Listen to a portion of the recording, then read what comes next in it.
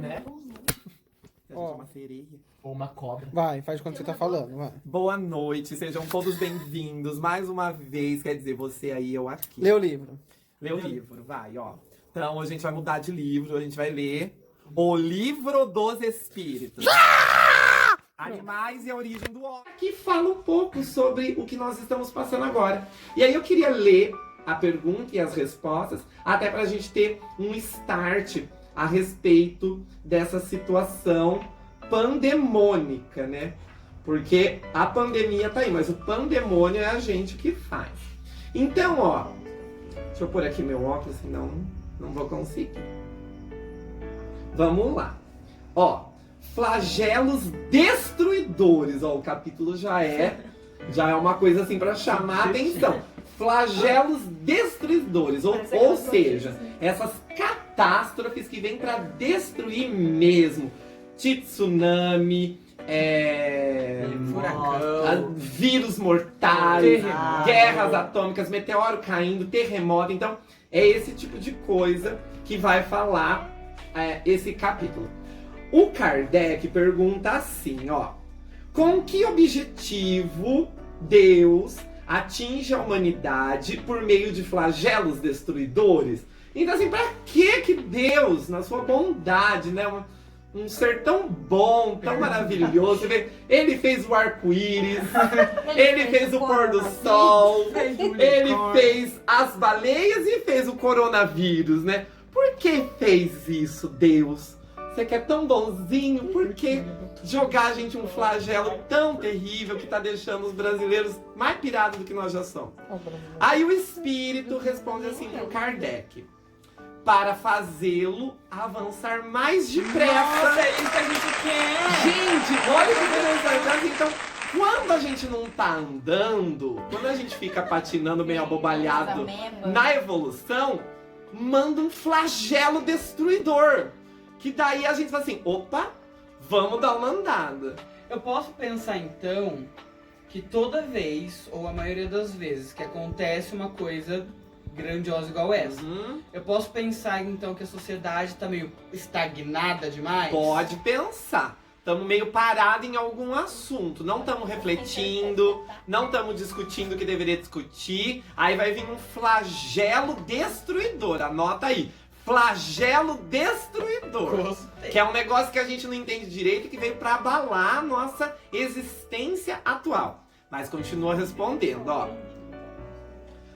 Já não dissemos que a destruição é necessária para a regeneração moral dos espíritos que adquirem a cada nova existência um novo grau de perfeição? É preciso ver o fim para lhe apreciar os resultados. Não julguem senão sobre o seu ponto de vista pessoal e chamam de flagelo por causa do prejuízo que vocês sentem. Mas esses transtornos são frequentemente necessários para fazer alcançar mais prontamente uma ordem melhor de coisas, em alguns anos, o que exigiria séculos. Então percebam que nessa explicação inteligentíssima, ele coloca assim, por que a gente chama de flagelo?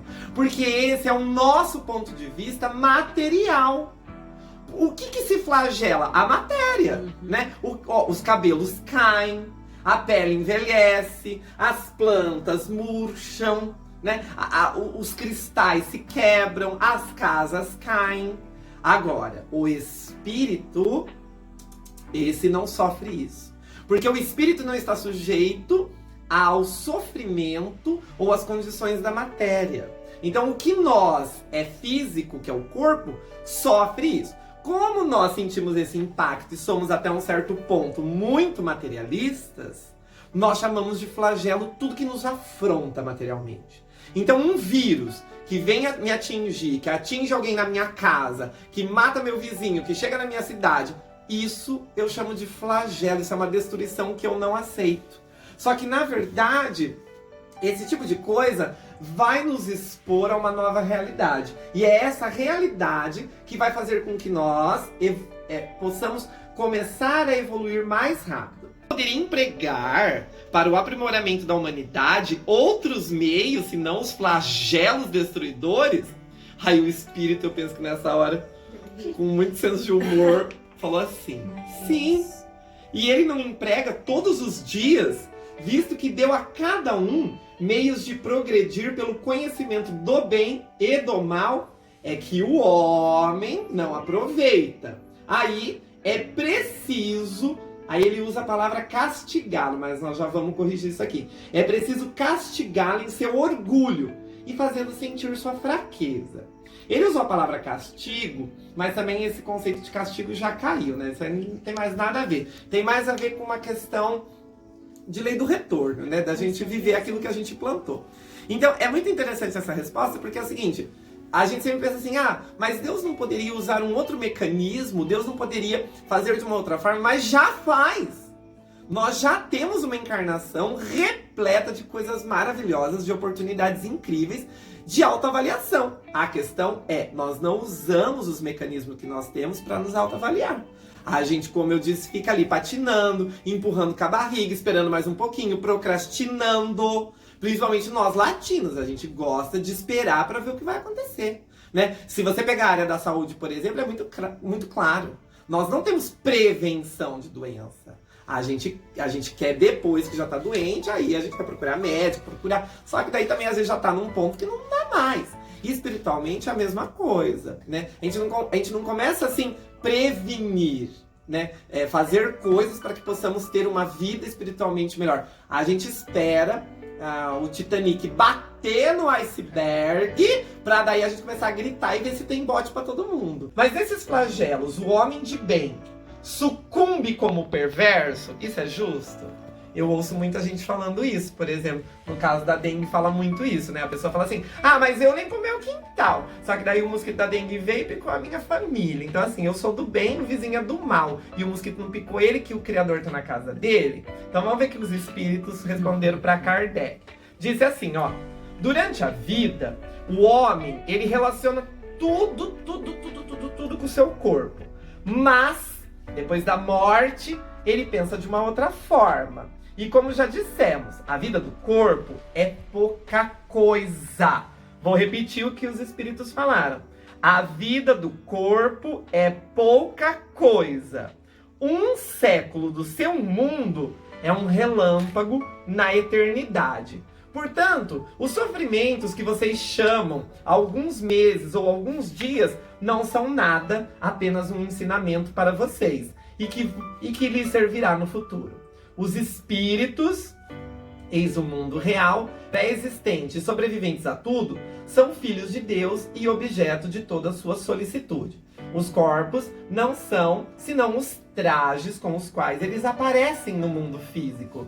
Nas grandes calamidades que dizem os homens, é como um exército que durante a guerra vê os seus trajes usados, rasgados ou perdidos. O general tem mais cuidado com seus soldados do que com as suas vestes. Ótima resposta. Aí ele fala assim, mas as vítimas desses flagelos não são menos vítimas?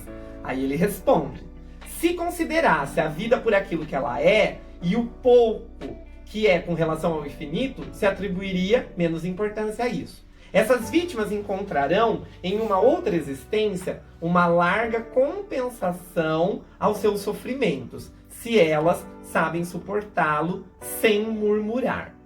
Continua.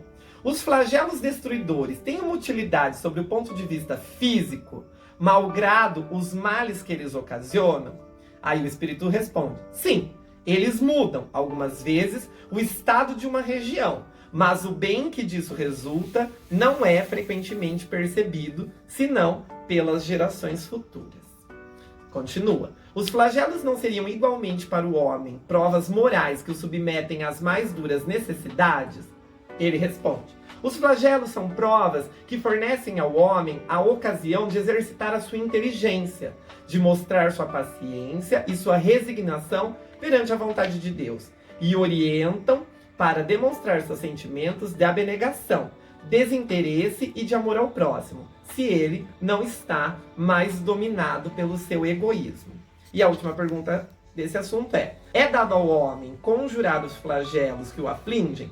Aí ele responde, sim, de uma parte, mas não como se pensa. Geralmente, muitos flagelos são o resultado da sua imprevidência. À medida que ele adquire conhecimentos e experiência, pode conjurá-los, quer dizer, preveni-los, se saber procurar-lhes as causas. Mas entre os males que afligem a humanidade, há os gerais que estão nos desígnios da providência, e dos quais cada indivíduo recebe mais ou menos a repercussão.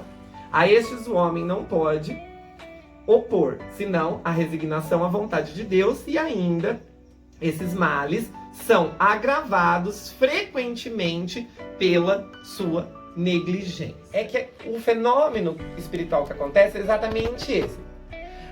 Primeiro, percebam que nós temos uma percepção da encarnação muito limitada. Limitada ao quê? À matéria. Se eu ficar focando a minha existência totalmente na matéria, obviamente, tudo que acontecer com a matéria vai ter um impacto emocional muito grande em mim. Eu vou ter muito medo, o medo vai sendo dizimado. Percebam que é um medo descabido, é um medo que vai atropelando até as nossas experiências humanas. As pessoas postam muitas brincadeiras, tem esses famosos memes, as pessoas ficam falando que, tipo, vão ficar 40 dias, vão comer tudo, vão fazer tudo nas suas casas. Então, beleza, tudo bem, isso é uma brincadeira. Mas isso que você tá colocando é muito interessante. De repente é um momento de eu me intelectualizar mais. Já que eu vou ter que ir pra dentro, é um momento de eu, por exemplo, estudar. Sabe? É que as pessoas, elas são muito escandalosas, mas de repente eu posso usar esse momento que eu vou me recolher um pouco para fazer o fenômeno da lagarta. Vai pro seu casulo e quando acabar sai borboleta, sai melhorado, sai mais feliz, sai mais alegre, estuda, lê um livro, assiste um filme. Tem tanta coisa que pode ser feita, né? E isso que você falou da peste negra é muito importante, porque quando a peste negra aconteceu, fez as pessoas irem pra dentro, não podia sair pra rua. E ali, muitas pessoas se intelectualizaram. Na sequência, há uma explosão de arte, de intelecto, de ideia, de música, de pintura. Entendeu? O renascimento, ele vem com tudo. Ele é um símbolo mesmo, se renasce maravilhosamente bem. Porque anterior teve um momento pra dentro, né? Então agora, de uma certa forma, a gente pode pensar nesse período como um casulo. Agora, se você vai ficar na sua casa só comendo pipoca e coçando sua bunda, não vai acontecer nada. Você vai entrar tonto e sair tonto dessa experiência. A inércia não leva a gente pra lugar nenhum. O fato de ficar num lugar não significa que eu tenho que ficar parado. Eu posso ficar fisicamente parado, mas intelectualmente e emocionalmente, não. Eu posso me mexer, eu posso reavaliar. E outra coisa, isso daí vai levar muito pai e filho, muito filho e mãe a ficar junto. Parou pra pensar? E é assim, se você pegar 80% de problema em clínica de psicólogo, é o quê? Pai e mãe. É problema com pai e mãe. Então agora é um bom momento de debater relação pai e mãe. Claro. Vai pra sua casa, fica com seu pai, fica com a sua mãe e debate esse assunto. Chega a hora de rever mágoa, rancor, raivinha. Ai, sua mãe não te deu amor quando você era criança. Perfeito, agora é a hora de você falar isso seriamente. Chegou agora a hora de pensar a respeito desse assunto. Então, já que vai ter que ficar ali com esse inferno que é a sua família, mas você quis encarnar nessa maldição que é a sua casa, porque você também coisa boa não é, então agora é a hora de vocês se resolverem. Aproveita esse casulo e resolve esse assunto com a sua família. Tanto pro bem quanto pro mal. E aí, bem e mal, a gente vai ter também que ressignificar. Uma coisa pode ser boa pra um, mas é mal pro outro. Então, assim, maldade e bondade também a gente já tem que começar a questionar. São conceitos ultrapassados. Mas tudo bem, a gente atrai coisas positivas e coisas negativas dependendo das minhocas que você pensa, né? Quem pensa borboleta, atrai borboleta. Quem pensa escorpião, só atrai escorpião, é picado. E aí vai ficar triste e posta no Face. Aí o que acontece? O medo é uma energia. O medo é um pensamento, né? Quando eu tenho medo, eu tô pensando. É um pensamento através do medo, como o amor. O amor também é uma maneira de pensar. Então o que acontece? Nessa situação, se eu começar a pensar através do medo, se eu começar a sentir muito medo, é muito provável que eu seja lesionado materialmente. É muito provável que o meu corpo se enfraqueça. Porque o medo, ele é como uma sanguessuga. Ele vai drenando as energias. Ele vai sugando as minhas energias vitais. E aí eu vou ficando realmente fraco. E aí eu posso realmente levar um escorregão no banheiro, cair, bater a cabeça na privada e morrer. Pronto. Não morri do vírus, mas morri durante a epidemia. Aí todo mundo vai falar, morreu de vírus. Não, morreu de tropeção. Entendeu? Porque agora tudo é assim, unha encravada, vírus. Dente doendo, vírus. Dor de cabeça, vírus. Queda de cabelo, vírus. Entendeu? Engordou, vírus. Emagreceu, vírus. Então, cuidado. A energia do medo é um pensamento. É uma energia espiritual. E eu tenho que começar a controlar. Sempre que eu tenho medo, eu tenho que entrar num processo de me questionar. Eu tenho medo do quê? Eu tenho medo por quê? Por que eu tô com medo? Todo mundo com medo. Estocando, lutando, etc. Então, eu tenho que pensar sobre isso. Existe um problema real. Ponto. Agora, o medo, ele é meu, ele é pessoal. Eu fico aumentando, eu fico estimulando o pânico, estimulando o medo. Então, muito cuidado, porque quem vai pagar esse preço é você mesmo. Se não for agora, vai ser depois, porque isso vai desnutrir toda a sua energia espiritual em torno disso.